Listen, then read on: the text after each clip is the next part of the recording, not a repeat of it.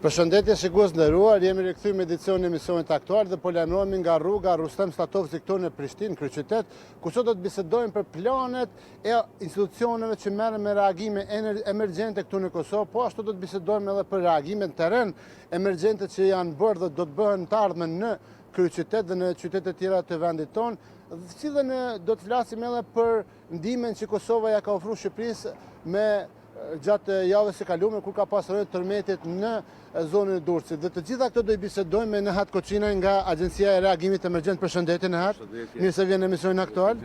Dhe me Latif Zekën, i cili është drejtuesi i brigadës së zjarrfikëve në Prishtinë. Përshëndetje Latif. Përshëndetje, faleminderit për ftesën. E kemi pa zotrin Nehat dhe zotrin Latif se emergjenca nuk pyet për orë as për mot, domethënë sot jemi këtu jashtë në ftoftë, po prap në rast të emergjencë duhet me reagu shpejt.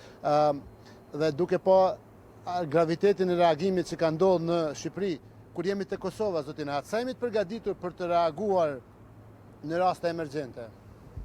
Mund të them lirisht se janë dy trajta të përgatitjes të shteti ose komuniteti në reagim. Fjala e para është rregullimi teorik ose rregullativ ligjor dhe e dyta rregullimi praktik ose aplikimi i masave dhe veprimeve në praktik. Në pjesën e parë mund të konstatojmë një besueshmëri të lartë se rregullativa e vendit ka parapo masa, ka parapo veprime dhe ka parapo barcë të përgjegjësisë. Ndërsa në kuptimin praktik, me zhvillimin urban, kjo çështje lë shumë për dëshiruar. Kur jemi tek reagimi urban, kisha pas dëshirë të lëvizim pak ta shohim edhe lagjen këtu, domethënë se di që në të kaluarën keni pas probleme me reagimin në këto vende këtu. Është e vërtetë, ja këtu para nesh që është të do dhe që po duket, që këtu absolutisht nuk ke mundësi afrome afer një rasti që ndodhë këtu. Kjo është pasqyra reale që në shumë pjesë të Prishtinës ku nuk kem qasje në asnjë zjarrfice. E përshojmë domethënë këtu, muna me pa besart edhe banesat shumë afër njëra tjetrës, një hapësirë që është ngarkuar edhe me makina, po në raste një përmbytje ose tërmeti ose zjarrit, cila kishte më qenë metoda e duhur, por jo vetëm e duhur, edhe ajo që është e domosdoshme për ta bërë në terren. Po patjetër duhet të lejohet hapësinë, domethënë se kjo është për ta, konkretisht për këta banorë të cilët banojnë këtu. Unë nuk e di a menojnë këta për këtu që çato të ndodhë në të ardhmen. Për mua është e pakuptueshme, por nuk është faj të banorë, po është një institucionale është kjo problem.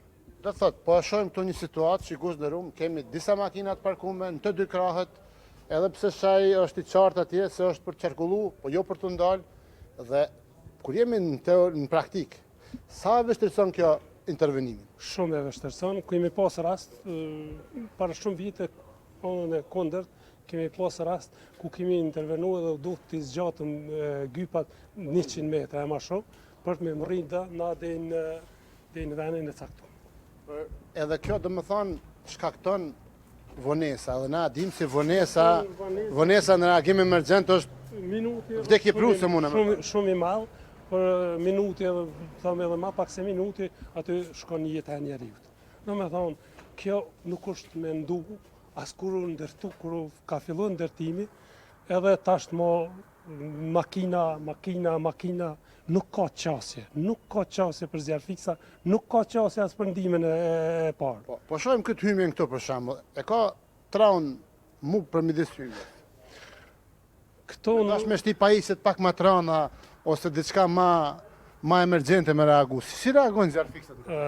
Nuk e di, na do të mundohemi të reagojmë, por nuk e di se si do të arrijmë na këtë reagim. Kur jemi tek bashkëpunimi institucional, si është, domethënë, e di se janë do takime që mohen në nivel vendi dhe janë raste të ndryshme ose të fatkeqësive natyrore, ose të themi të rasteve kur ka epidemi të ndryshme.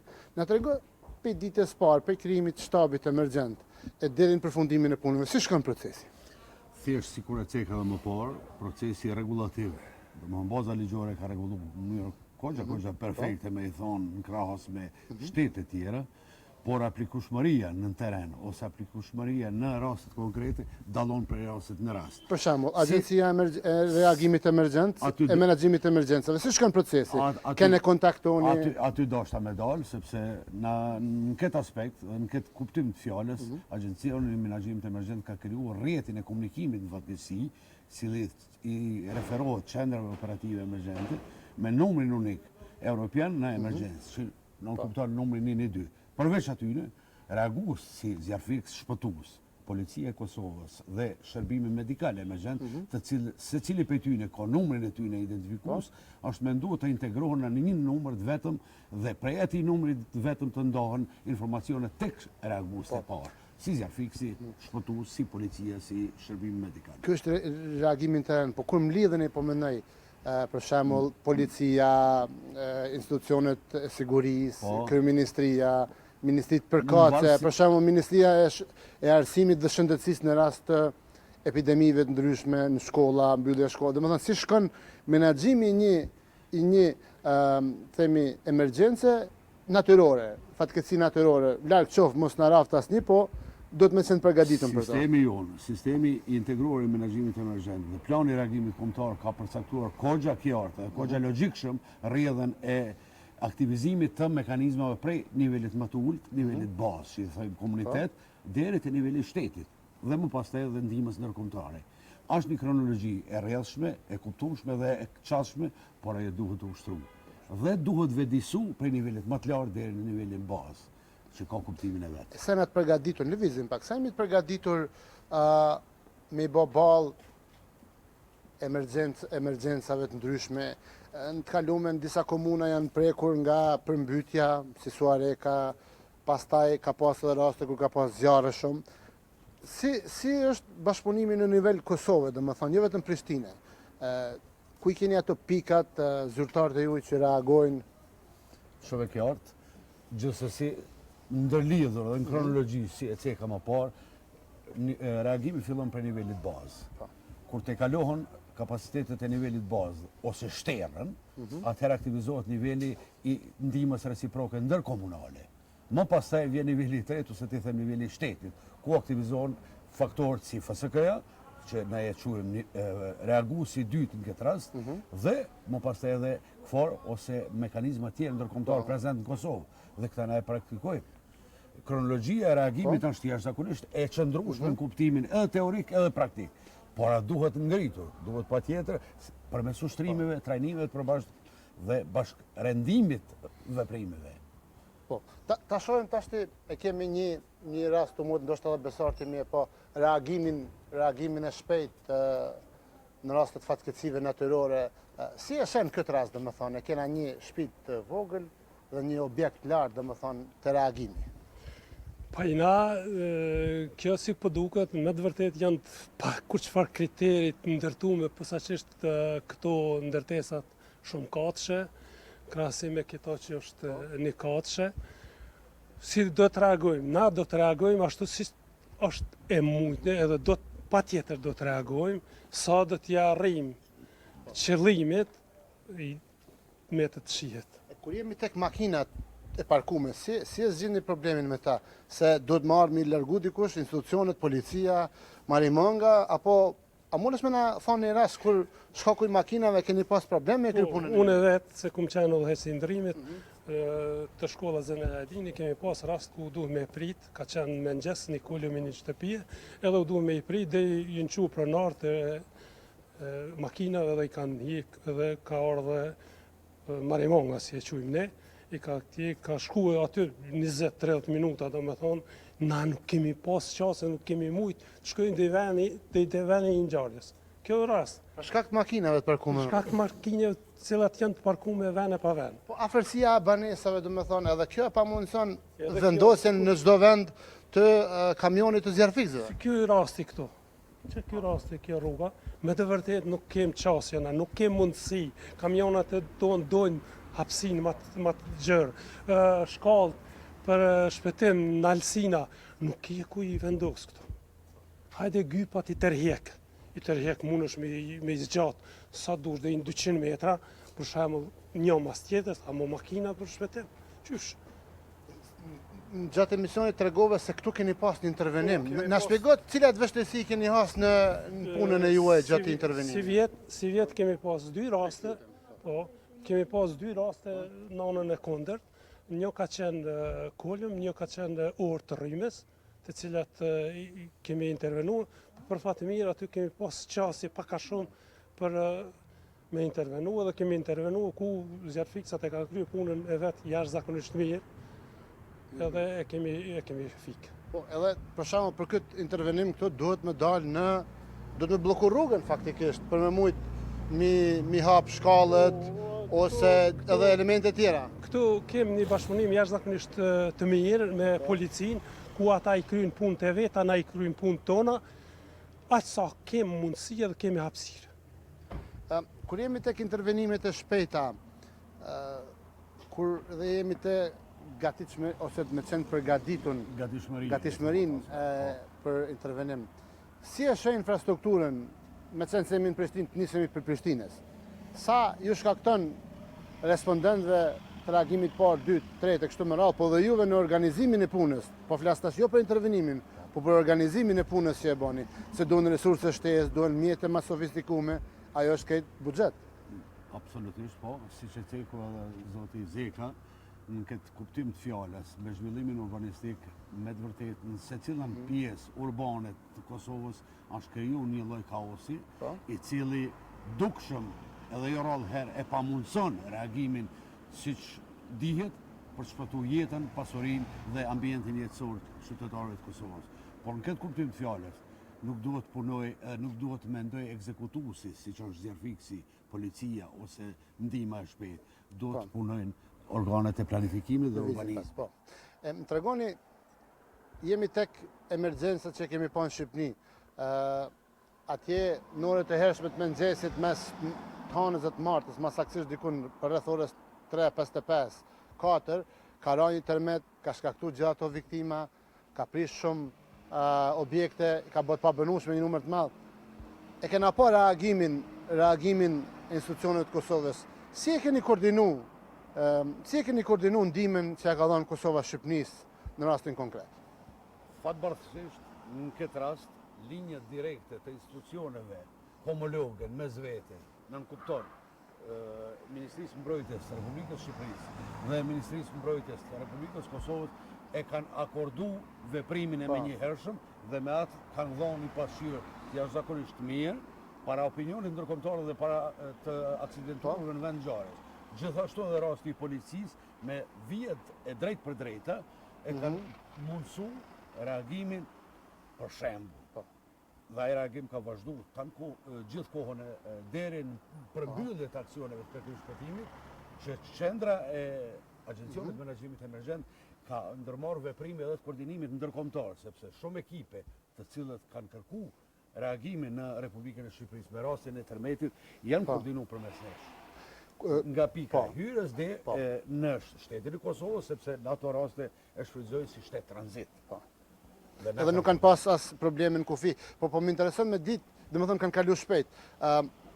Sa efektiv, sa zjarfiksa, sa ekipe ke dërguar atje, me çfarë mjetesh? Ekipet mundet në hati me thonë, po, na kanë thonë dy ekipe janë kanë gjendje gatishmërie për momentit që kemi marrë kërkesën për Agjencionit të Menaxhimit Emergjent, edhe janë kanë dy ekipe të formuar për 12 vetëve. Domethënë ekipi i parë dhe ekipi i dytë, ku jemi kanë gjendje gatishmërie 24 orë të përgjigjem asaj thirrje. Edhe a janë kthy ekipet apo janë ende atje? Si ka shku, domethënë, a janë ende atje duke ndihmuar? Më lejo të ndërhyj në këtë rast, se nga momenti i parë, nga paraqitja e rastit në Republikën e Shqipërisë, kemi pas kontaktin drejt për drejt me homologun në Drejtorinë e Përgjithshme të Emergjencave Civile në Republikën e Shqipërisë dhe e kemi ngrit gatishmërinë e ekipeve, siç e theku zoti Zeka, dhe ajo ekip ka qenë deri dje në mesditë në gatishmërinë e plotë, me pajisje, me personel dhe me përbërje të kombinuar për reagim në rastin emergjent.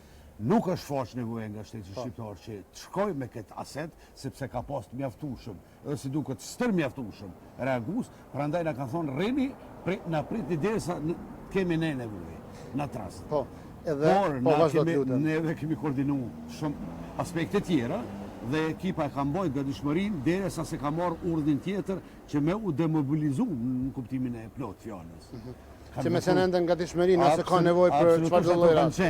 Kanë qenë gatishmëri deri në momentin kur i kemi thonë se ka pushu nevoja për reagim në kërkim shpëtimi fjalës. Si e kishte cilësuar reagimin nga ana e Kosovës?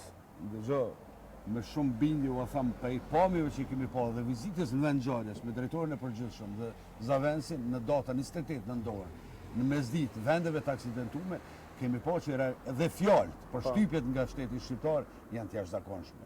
Por edhe mediat, edhe vendimarrësit në Republikën e Shqipërisë kanë dhënë një vlerësim për admirim. Sidomos FSK-ja dhe policia të cilët kanë treguar një disiplinë, një rregull dhe një reagim fenomenal, me i thonë, me plot gojë. Po kam që më rikthy pak të Latifi, jemi duke po, prap, makina shumë, qase jo shumë e duhur në objekte ku duhet me intervenu. Këto shqetësime, dhe më thonë, i përcjellni besoj tek instancët e larta dhe ta përmbledhin, dhe më thonë, nëse reagimi jonë duke ndihmu Shqipërisë ka qenë në detyrë. Si po punojmë që të reagojmë për veten tonë, dhe më thonë? Unë jam shpesh mësafer i media në përgjithësi në Prishtinë, në çdo herë e ceku që me të vërtet kemi vështirësi jashtëzakonisht të mëdha për të mërrim në aty ku është e nevojshme. Por çdo herë na jemi në detyrë dhe u dalim ndihmë aty ku ka nevojë. Çfarë aspekti? Ashtu që na lejojnë kushtet. Kur jemi tek sinjalistika, sa ka sinjalistik, qoftë edhe të jashtme, qoftë edhe të brendshme, në për objektet e reja që janë bënë në Prishtinë, në Kosovë në përgjithësi, po flasim për Prishtinë, mas pas luftës, a janë në nivel si dikur? Po flas nga ajo çka keni vrejt ju në terren. Po e cekëm edhe pak më herë se me të vërtet janë ndërtuar ndërtesat pa kritere. Domethënë pa kritere kanë vepruar ashtu siç kanë ditë vetë ose siç kanë pas interesin e vet. Ma shumë e kanë këqyr interesin personal se interesin në përgjithësi. Siguri. Po të sigurisë. Unë veç po foli për siguri.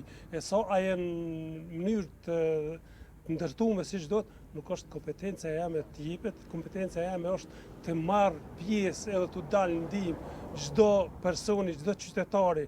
Në raste kemi edhe raste edhe kazhve u dalim ndihmë, kemi zbrit edhe maca, qen, lop kemi nxjerr. Domethënë kjo është puna jonë. Në rastin konkret, kjo pjam me mrapa, mund është edhe mi e pa, domethënë. Kjo goxha jo vështirëson juve reagim. Na vështirëson veç unë i kisha falendëruar kohën e fundit qytetarët në përgjithësi aty ku po mund, po na dalin ndihmë, po na lëshojnë rrugën. Po na lëshojnë rrugën të mrrijmë më shpejt në vendin e ngjarjes. Zotri Zeka, faleminderit për që ishe mysafir në emisionin aktual. Kjo është era 2-3 që bisedojmë dhe shpresoj që të ardhmen kemi pas ma lehtë me kry punën. Veç për smiri, edhe ecëm përpara. Faleminderit. Zotri Nehat, shumë faleminderit për pjesëmarrjen në emisionin aktual. Shpresoj që të jeni gjithmonë në gatishmëri si në rastin që keni treguar me ndihmën që ja kemi dhënë Shqipërisë. Gjithsesi. Faleminderit edhe një herë. Mendersofsh. Faleminderit. Shikues nderuar, ka ekspedicion në emisionin aktual, u lajmëruam nga rruga Rustem Statovci këtu në kryeqytet, ku i pam disa objekte banesore të cilat me afërsinë me njëra tjetrën, por edhe me parkimet makinave për rreth që ja vështirësojnë punën intervenuesve në rastin konkret zjarfikse me zgjidhje probleme të ndryshme që ka të bëjnë me emergjenca. Tani ju ftoj që qëndroni me programin e kanalit publik të Kosovës dhe mirëmbëjtje nga Nxerxhi.